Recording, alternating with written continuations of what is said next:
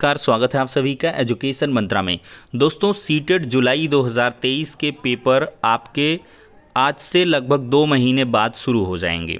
दोस्तों, आपके पास 2 ही महीने बच रहे हैं, मई और जून, और ऐसे में आपको एक बेहतरीन तरीके से तैयारी करनी होगी और इसी क्रम में एजुकेशन मंत्रा यूट्यूब चैनल के माध्यम से आपको जो हर संभव मदद है वो की जाएगी। तो आज से हम एक सीरीज स्टार्ट कर रहे हैं प्रीवियस ईयर क्वेश्चंस की। और दोस्तों, आप सभी को पता है कि इस बार का जो सीटेट का क्वेश्चन पेपर है वो काफ़ी ज़्यादा लेंदी और डीप तरीके से पूछा गया है। पैटर्न काफ़ी चेंज हुआ है। वो ज़माना गया जब सीटेट आराम से लोग पास हो जाया करते थे, लेकिन अब यहाँ पर आपको एफर्ट्स लगाने होंगे। न्यू एजुकेशन पॉलिसी 2020 के आने से जो डायरेक्ट इम्पैक्ट है वो सीटेट, यूपीटेट और आगे आने वाले प्रतियोगी परीक्षाओं पर भी पड़ेगा, जो भी शिक्षक भर्तियां हैं। तो इस लिहाज से आपको गहरी पढ़ाई करनी पड़ेगी। तो चलिए दोस्तों देखते हैं कि 28 दिसंबर 2022 को जो पहला पेपर हुआ था वो किस प्रकार से हुआ था और किस प्रकार से क्वेश्चंस पूछे जाएंगे और पूछे गए थे। चूँकि सीटेट की हमेशा से रीति रही है कि जिस प्रकार के क्वेश्चन इसमें आते हैं उसी को ये रिपीट करते हैं। कॉन्सेप्ट आपका रिपीट होगा, क्वेश्चंस आपके रिपीट नहीं होते हैं, लेकिन उनके कॉन्सेप्ट आपके हमेशा रिपीट होते हैं। तो चलिए दोस्तों देखते हैं कुल मिलाकर। दोस्तों, पहला प्रश्न है कि बचपन से वयस्कता के परिवर्तन काल का समय कौन सा है। तो पहला विकल्प है प्रारंभिक बाल्यावस्था, दूसरा है माध्यमिक बाल्यावस्था, तीसरा है पूर्व संक्रियात्मक अवस्था और चौथा है किशोरावस्था। दोस्तों, यहाँ पर क्वेश्चन की टर्मिनोलॉजी को आप समझिएगा। बचपन से वयस्कता के परिवर्तन काल के समय को इसमें पूछा गया है। मतलब कि इसको थोड़ा सा इंग्लिश वर्जन में देखते हैं तो यहाँ पर transition from childhood to adulthood की बात की गई है। मतलब बच्चे से युवा जब होता है तो उस पीरियड को क्या कहते हैं दोस्तों? ये पीरियड किशोरावस्था कहलाता है, किशोरावस्था, और इसको एडोलसेंस का नाम दिया जाता है। और किशोरावस्था जो होती है वो काफ़ी तनाव, संघर्ष और कह लें कि जूझने की अवस्था होती है। ये स्टेनले हाल का स्टेटमेंट है और कई बार सीटेट ने इसके भी क्वेश्चंस को बनाया हुआ है। तो कुल मिलाकर वही फ्लेवर है, लेकिन थोड़ा सा चेंज किया है। बचपन से वयस्कता के परिवर्तन काल के समय को इसने इनडायरेक्ट तरीके से पूछा है, तो किशोरावस्था इसका जवाब सही होगा। दोस्तों, अगला क्वेश्चन है निम्नलिखित में से किसके लिए स्थूल गामक कौशल के उपयोग की आवश्यकता है। दोस्तों, देखा जाए तो 2 प्रकार के कौशल होते हैं। एक होता है स्थूल गामक कौशल और एक गतिक कौशल होता है। स्थूल गामक कौशल और एक सूक्ष्म गामक कौशल होता है।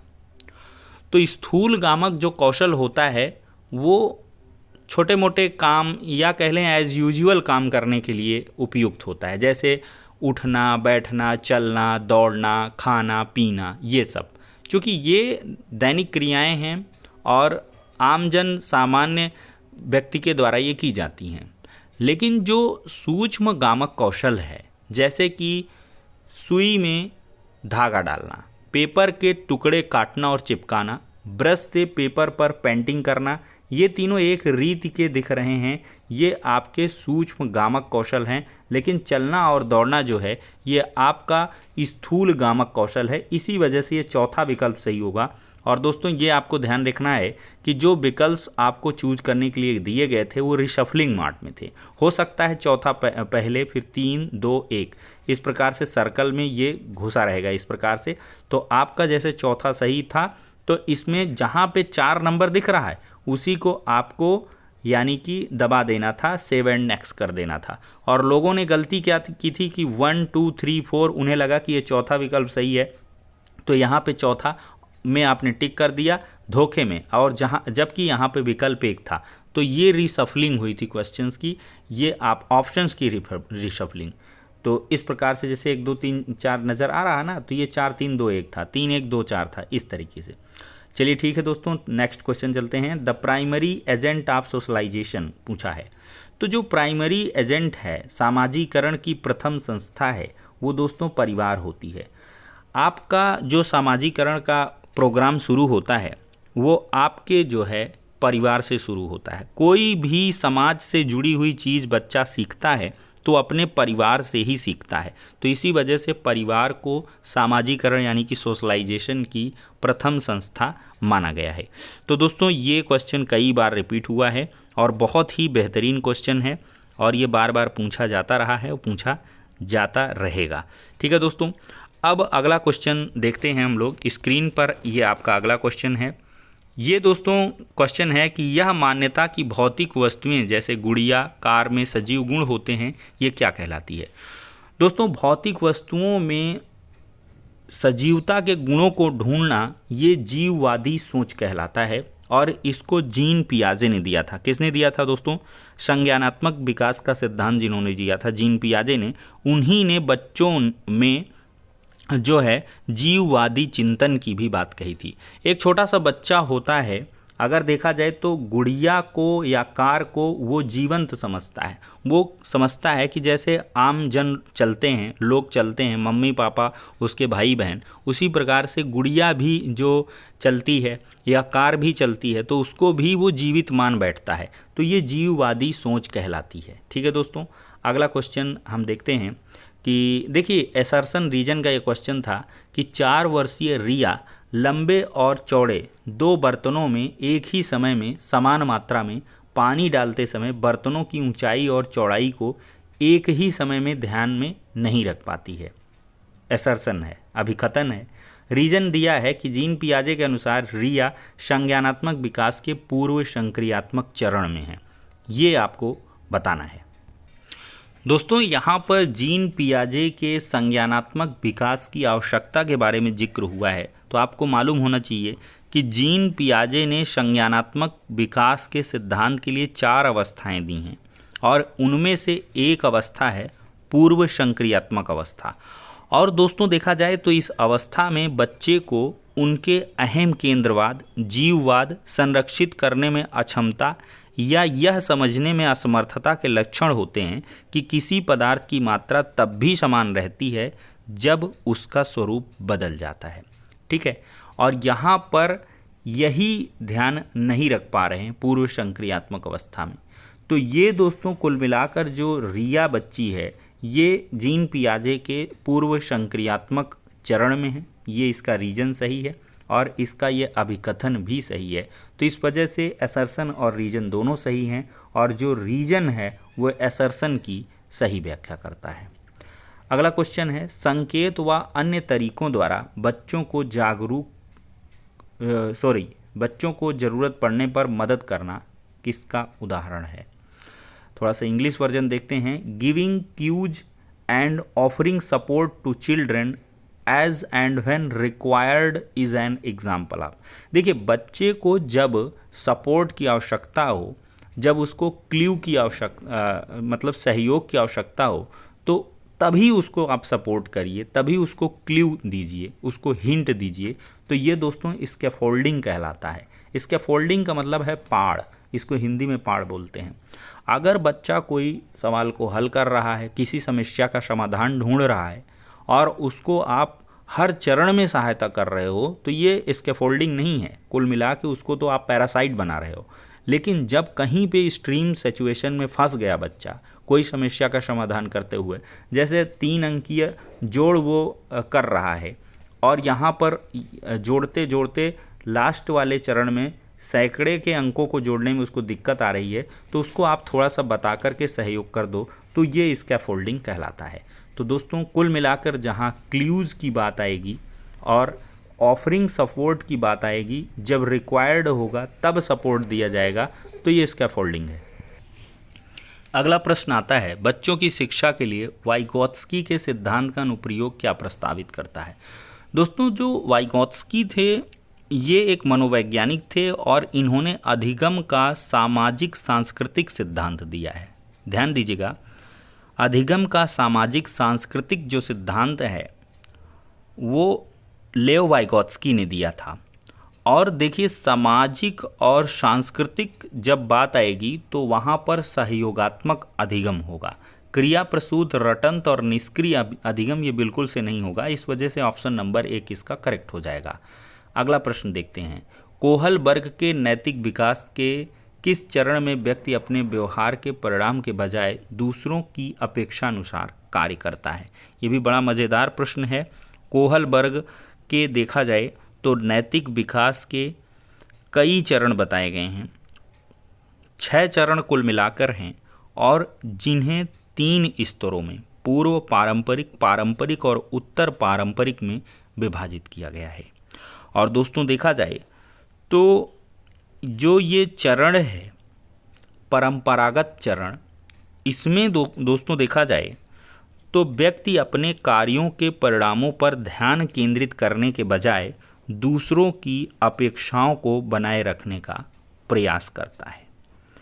उसका क्या रिजल्ट होगा उस पर वो ध्यान केंद्रित नहीं करेगा, लेकिन दूसरों की अपेक्षाओं पर वो ज़्यादा ध्यान केंद्रित करेगा। ये बात होती है ना कि हम कोई भी कार्य करने के पहले समाज के बारे में ज़्यादा सोचते हैं कि लोग क्या कहेंगे, और लोग क्या कहेंगे वाले मुद्दे में हम परेशान रहते हैं और कुछ कर नहीं पाते हैं। तो ये परंपरागत चरण है। ऑप्शन नंबर 3 इसका करेक्ट है। इस चरण में व्यक्ति अपने व्यवहार के परिणाम के बजाय दूसरों की अपेक्षा पर ज़्यादा काम करता है। दोस्तों अगला क्वेश्चन है, एक प्रगतिशील कक्षा की बात हो रही है। प्रगतिशील कक्षा का कीवर्ड देखेंगे प्रोग्रेसिव क्लासरूम है। अगर देखा जाए तो परीक्षा केंद्रित, पाठ्यपुस्तक केंद्रित, शिक्षक केंद्रित, ये सारे ऑप्शन निगेटिव सिनेरियो में होते हैं। और जहाँ कहीं आपको लर्नर सेंट्रिक दिखे, बच्चे को केंद्रित करते हुए कक्षा दिखे, तो वही सबसे मस्त ऑप्शन होता है। वाइडर वे में सोचा जाता है तो ये विद्यार्थी केंद्रित सही हो जाएगा। अगला है, रेणु एक विद्यालय में परामर्शदाता है, फैसिलेटर है। हार्वर्ड गार्डनर के सिद्धांत के अनुसार प्रभावी परामर्शदाता के रूप में उसके पास कौन सी बुद्धि होनी चाहिए? अब दोस्तों देखा जाए तो यहाँ पर बताया गया है कि एक परामर्शदाता है, अगर वो भाषाई, स्थानिक और अंतःवैयक्तिक इन सिद्धांतों पर काम करेगी तो वो परामर्शदाता नहीं है, उसको अंतर्वैयक्तिक होना पड़ेगा, उसको इंटरपर्सनल होना पड़ेगा। इसका जो देख सकते हैं, इंटरपर्सनल, व्यक्तियों से, बच्चों से उसको आत्मिक रूप से जुड़ना पड़ेगा, इसको कहते हैं इंटरपर्सनल। इस जो काउंसलर होता है वो इंटरपर्सनल होता है, ना कि इंट्रापर्सनल होता है। तो इस वजह से ऑप्शन नंबर 3 इसका करेक्ट हो जाएगा। ठीक है दोस्तों, हैविंग गार्डनर ने बहुबुद्धि का सिद्धांत दिया था और इन्होंने बुद्धि को एकल, एकात्मक अवधारणा का इन्होंने विरोध किया था और इन्होंने बताया था कि अलग अलग प्रकार की बुद्धि का एक समूह है और जो एक दूसरे से स्वतंत्र रूप से संचालित होती हैं। गार्डनर ने 8 प्रकार की बुद्धियों की पहचान की थी। ठीक है दोस्तों, थोड़ा थोड़ा बताते चल रहे हैं। अब आ गया राष्ट्रीय शिक्षा नीति यानी NEP 2020 के अनुसार एक शिक्षक को शिक्षण अधिगम प्रक्रिया के दौरान प्राइमरी स्कूलों के बच्चों से संप्रेषण के लिए किस भाषा का प्रयोग करना चाहिए? अब ये बेहतरीन क्वेश्चन है कि इसमें केवल, देखिए केवल वाला विकल्प जो है वो सब निगेटिव होता है। आप केवल तो सीटेट में भूल ही जाइए, जिस विकल्प में केवल है सभी को काट दीजिए। बच्चों की मातृभाषा जो मदर टंग है उसको जो है सबसे ज़्यादा प्राथमिकता दी जाएगी, क्योंकि मातृभाषा में ही बच्चा सब कुछ सीखना चाहेगा और उसको समझ में भी आता है। मदर टंग में ही उसको पहले से पढ़ाना चाहिए और फिर दूसरी भाषाएं उस पर थोपनी चाहिए। और दोस्तों अगला क्वेश्चन यहाँ पर आता है कि 5 साल की वैशाली है और उसने अपनी मम्मा से कहा है कि माँ मुझे अमित की तरह फुटबॉल चाहिए। वैशाली को जवाब देते हुए इसकी माँ ने कहा कि फुटबॉल से तो केवल लड़के खेलते हैं, मैं तुम्हारे लिए एक छोटी सी प्यारी गुड़िया लाऊंगी। तो यहाँ पे मम्मी जान ने डिस्क्रिमिनेशन कर दिया, भेदभाव कर दिया। कुल मिला के लड़कों के लिए फुटबॉल उछलने कूदने वाला और लड़कियों के लिए वही गुड़िया वाला कॉन्सेप्ट दिया है। तो ये जेंडर बायस्ड यानी कि जेंडर भूमिका में लचीलापन है कि जेंडर समानता है कि लिंग रूढ़िबद्धता है कि लिंग प्रासंगिकता है। तो दोस्तों ये जेंडर भूमिका में लचीलापन नहीं है। अगर लचीलापन होता तो प्यारी गुड़िया देने की बजाय फुटबॉल देती बच्चे को। लिंग समानता भी नहीं है कर रही हैं, ये कुल मिलाकर लिंग रूढ़िबद्धता कर रही हैं। इसी वजह से ये जेंडर स्टीरियोटाइपिंग जो है ये कुल मिलाकर जेंडर बायस्ड, जेंडर स्टीरियोटाइपिंग, ये लैंगिक विभेद कहलाता है। तो ये ऑप्शन करेक्ट हो जाएगा। अगला 13वां क्वेश्चन लेते हैं, बच्चों का नामीकरण व उन्हें वर्गों में बांटना। दोस्तों देखा जाए तो बच्चों का नामीकरण कर दें, उन्हें ग्रुप में बांट दें, अर्थपूर्ण सीखने को बढ़ावा देगा? बिल्कुल नहीं देगा। अगर हम लेबलिंग कर दें बच्चों की कि तुम भाई नकारे वाले हो, तुम अच्छे वाले हो, ठीक है, उनकी कैटेगरी निर्धारित कर दें, तो ये बच्चों में हीन भावना को पैदा करेगा। ठीक है, ये बच्चों के समूह में हीनता और सीखने की लाचारी को जन्म देगा। तो ऐसा हमको कभी नहीं करना है। बच्चों का नामकरण नहीं करना है, उन्हें वर्गों में नहीं बांटना है, उनको एक साथ लेके चलना है। ठीक है, तो इस वजह से ऑप्शन नंबर 2 करेक्ट है। सतत व समग्र मूल्यांकन के क्या मायने हैं? दोस्तों ये बेहतरीन क्वेश्चन है। कॉन्टिन्यूअस एंड कॉम्प्रिहेंसिव एवेल्युएशन की यहाँ पर बात की जा रही है। और दोस्तों देखा जाए तो कॉन्टिन्यूअस और कॉम्प्रिहेंसिव एवेल्युएशन में साफ तौर पर दोस्तों इसमें विकल्प सही हो जाएगा, बच्चों के व्यापक विकास से जुड़ी सभी स्कूली गतिविधियों के आकलन के सभी पहलुओं को शामिल किया जाए। एक दूसरे की तुलना कभी नहीं करनी है, केवल शैक्षिक गतिविधियों के आधार पर बच्चों के प्रदर्शन व मूल्यांकन नहीं करने हैं, साल के अंत में उनका मूल्यांकन करके अगली कक्षा में प्रमोट कर देना है, ट्रेडिशनल मुद्दा है।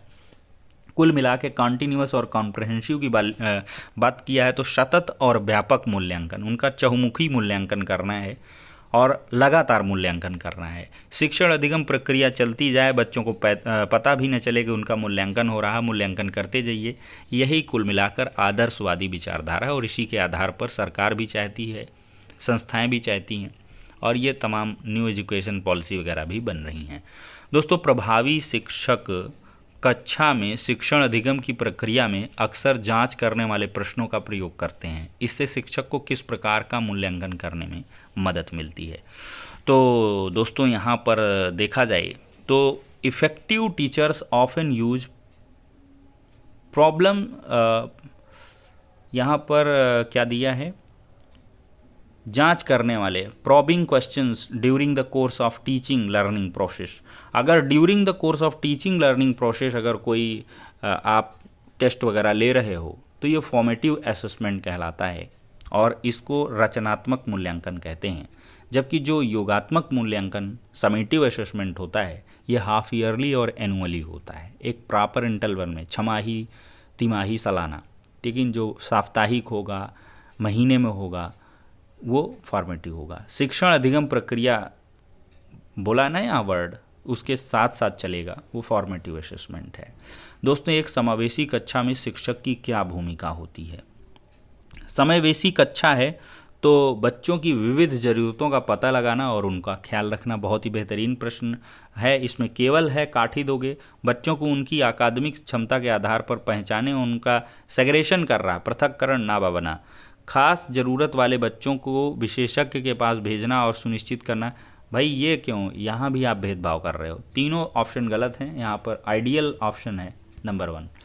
दोस्तों अगला है कि विविध समूह के विद्यार्थियों के शिक्षण के दौरान एक शिक्षक को क्या ध्यान में रखना चाहिए?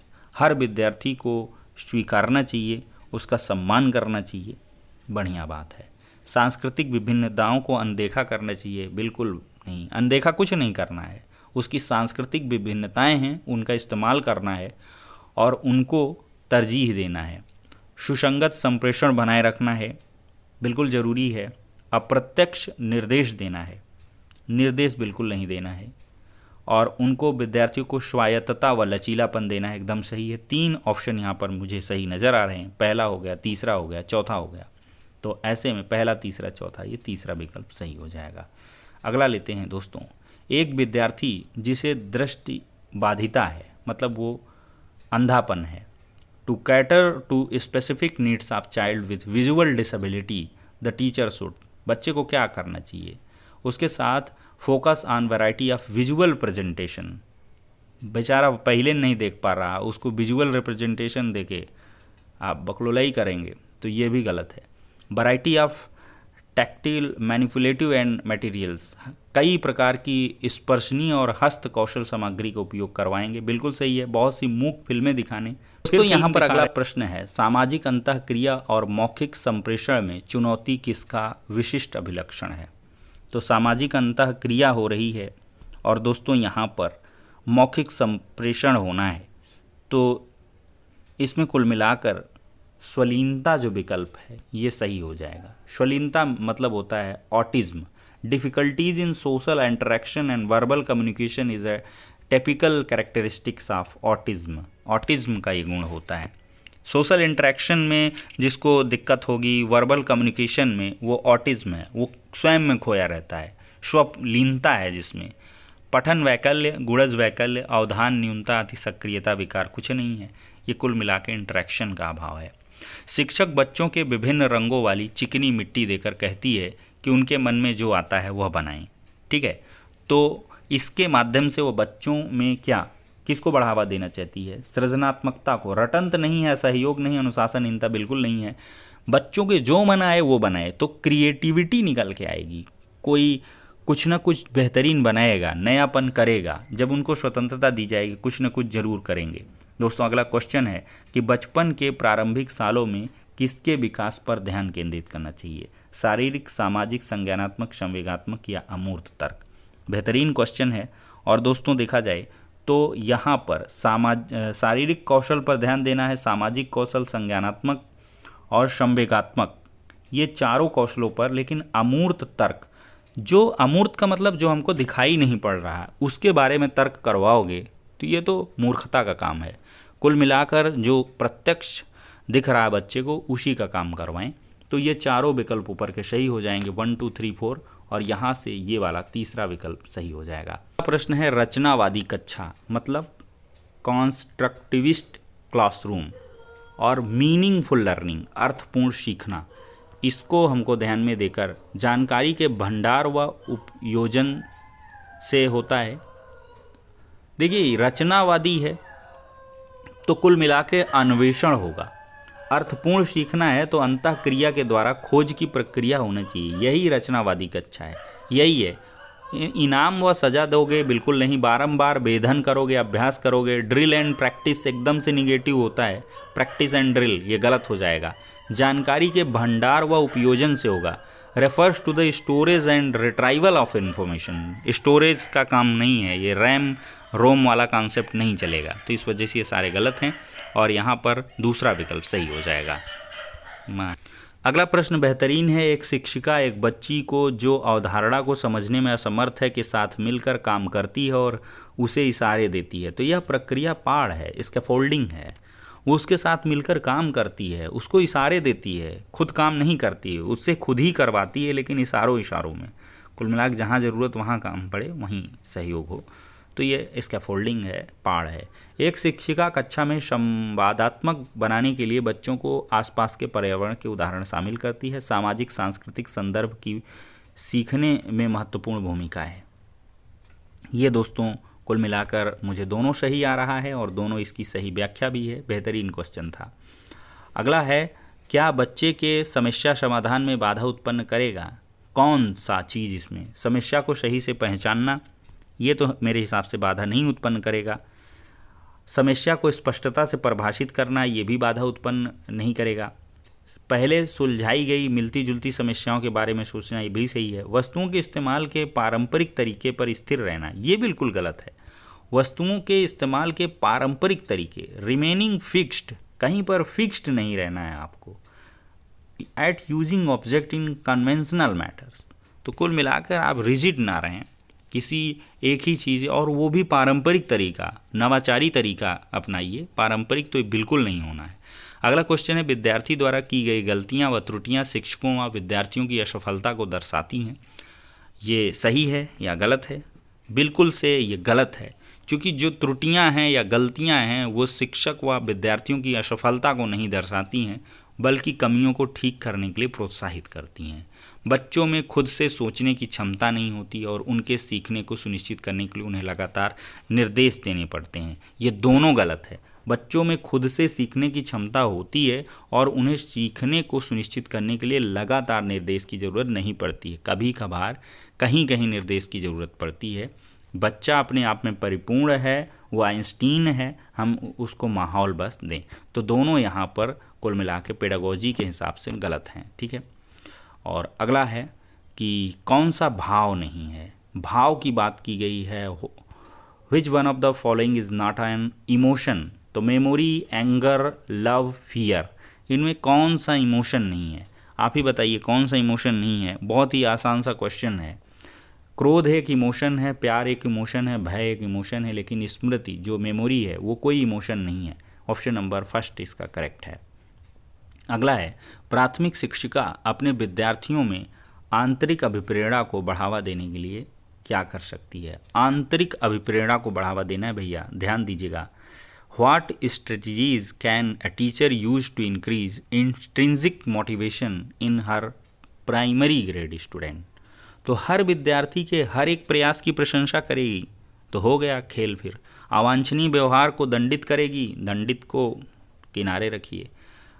विद्यार्थियों में प्रतिस्पर्धा को बढ़ावा दे करके आंतरिक अभिप्रेरणा जागृत हो दी, नहीं, हीन भावना आ जाएगी किसी। बच्चों की सीखने में आनंद की अनुभूति को प्रोत्साहित करके ये आंतरिक अभिप्रेरणा सेल्फ मोटिवेशन ला सकती है, यही विकल्प सही है। अगला है, बच्चे का समग्र शारीरिक व मानसिक जो कह लें स्वास्थ्य अधिगम है, वो बच्चे का समग्र शारीरिक व मानसिक स्वास्थ्य अधिगम किसमें कुल मिलाकर ये सुसाधित करता है? इंग्लिश देखते हैं, हिंदी में नहीं समझ में आ रहा। Overall physical and mental well being of children, ये है फैसिलिटेट्स लर्निंग, ये हो जाएगा। Overall physical and mental well being, बच्चा फिजिकली मेंटली स्वस्थ रहेगा, मस्त रहेगा, तो उसकी जो अधिगम है उसको फैसिलिटी मिलेगी, फैसिलिटेट करता है उसका शारीरिक स्वास्थ्य और मानसिक स्वास्थ्य, यही इसका मतलब था।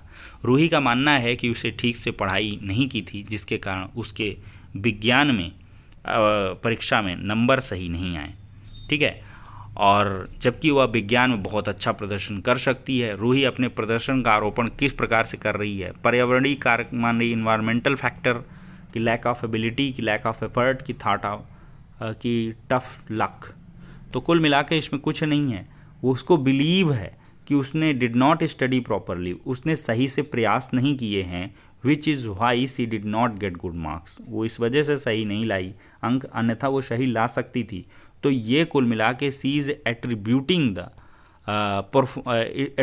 हर परफॉर्मेंस, इसमें लैक ऑफ एफर्ट्स, इसको दोषी मान रही है वो। तो कोशिश की कमी, तो अपने प्रदर्शन का आरोपण किस कारक को कर रही है? कोशिश की कमी को। अगर एफर्ट्स बढ़िया होते तो उसके मार्क्स ऑलरेडी अच्छे आते। तो दोस्तों कुल मिला के हमने CDP के पार्ट को यहाँ पर कवर कर लिया है। दोस्तों आशा है आपको वीडियो पसंद आया होगा, शैली सही लगी होगी और समझ आया होगा। तो इसी प्रकार से आप लोग बने रहें, जुड़े रहें एजुकेशन मंत्रा के साथ। वीडियो को लगातार लाइक एंड शेयर करते रहें, जिससे कि ज़्यादा लोग जुड़ सकें और नया नया अच्छा बेहतरीन कंटेंट हम सभी आपके साथ साझा करते रहें। तो इन्हीं आशाओं और उम्मीदों के साथ वीडियो को ख़त्म करेंगे। नेक्स्ट वीडियो में मिलते हैं।